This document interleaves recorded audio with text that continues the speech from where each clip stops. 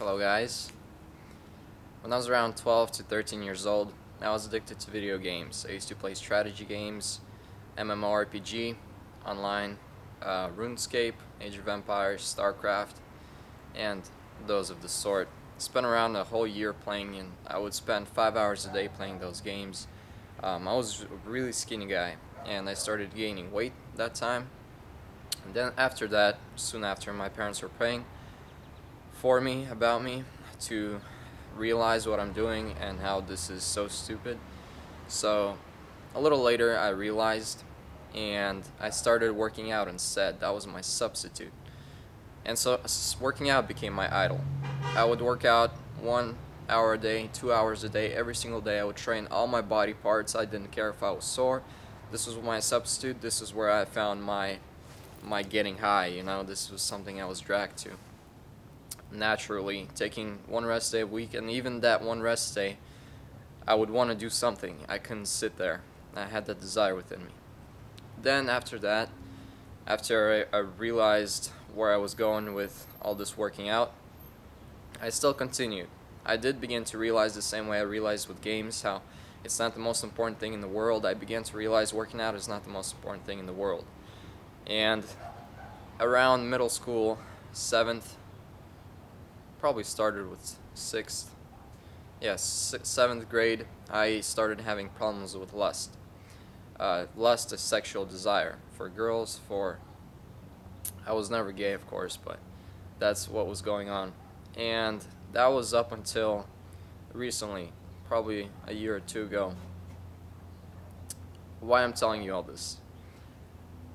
Me having lust for a girl or for someone of the opposite gender is probably what you guys experience towards the same gender, and I totally understand that. It is an uncontrollable inner desire. I've spoken with a lot of homosexuals and gay people before, and I know what they experience. However, I see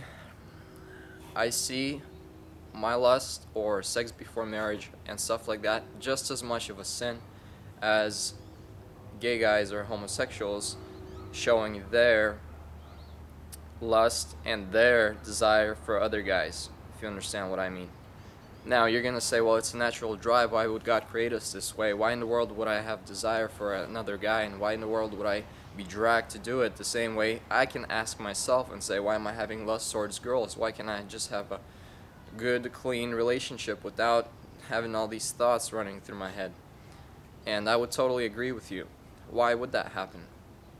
But you see, things changed recently. A few years ago, when I fully gave my life over to God and I asked Him to free me of all these things, and He did. He did, and I stopped having lust for girls, that sexual drive that I couldn't control in my head, thoughts like that, and it hasn't entered my mind for quite a long time now, and it doesn't even cross my mind. Now, you're saying it's different for us homosexuals and for us gay people because you have no idea what we experience. Let me tell you two stories. There are two people I met over YouTube, both of which changed my mind a lot on homosexuality. Both of them were homosexual and were gay. One of the guys lives in the United States, the other one lives in Canada. The one who lives in the United States, he did not want to come to God, he did not want to believe in God. He grew up in a semi-Christian family, and knowing that he had those inner desires, he was going through depression states, probably what most of gay people go through right now, and he didn't understand why this was happening. And so after various trials of trying to suppress those feelings, he finally stood on his knees and said, God, if you exist, in Jesus' name I ask you, take these things away from me, and take this desire away from me.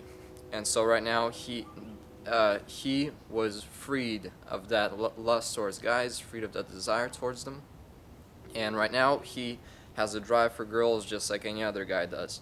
And he's a Christian now, and he has a girlfriend. And he says he sincerely, I spoke with him, I'm not going to name any names or location or anything like that because I was asked not to. He genuinely has experienced God in his life, and this was something that changed him altogether. Now I'll tell you about a second guy. This guy was in a much more depressed state. He's from Canada. he wanted to commit suicide, and on that night when he wanted to commit suicide, he sent me a message on Gmail. It was a chat message. So I began to speak with him. I'm also not gonna name any names, but he said, "Paul, I want to suicide. I had sex with a man." And this isn't. This was a, you know, imagine someone texting you and saying, "I want to suicide because I had sex with a man and I feel guilty on the inside. I feel this emptiness and I have no idea what's going on." And so I told him the same stuff I told you, how I struggled with lust, and how God freed me. And I told him God can free you of homosexuality, and He can free you of these desires towards men. All you have to do is ask Him for forgiveness and give yourself over to Him. And I genuinely said that, and He listened me. He heard me out. He took heed to my words, if you want to be old English, and basically we prayed with him that night. And after that night, he, to this day, has genuinely not had any feelings towards men. Before, he used to be attracted to muscular bodies and so on. Right now, he has no feelings towards men. He has lost that desire. He now attends a Christian church, and he has been changed altogether as a person.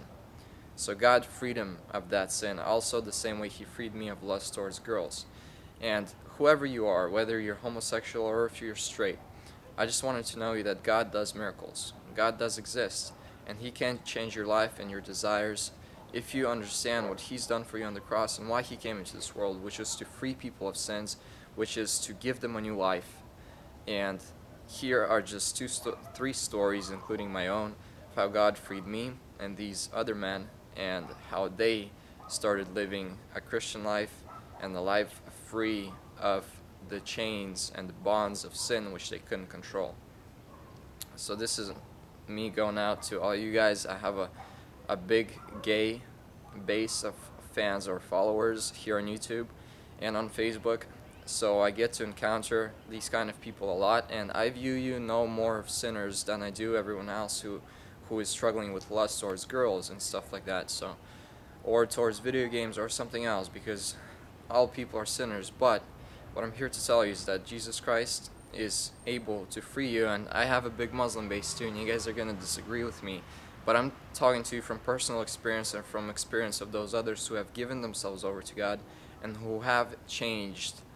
And before, it was a natural drive, just like for most of you guys watching my video, you have that natural drive, and it's not like they're suppressing it anymore. It's gone altogether. So may God bless you to find the true path and know that He still loves you just as much as He loved me. It says, for God's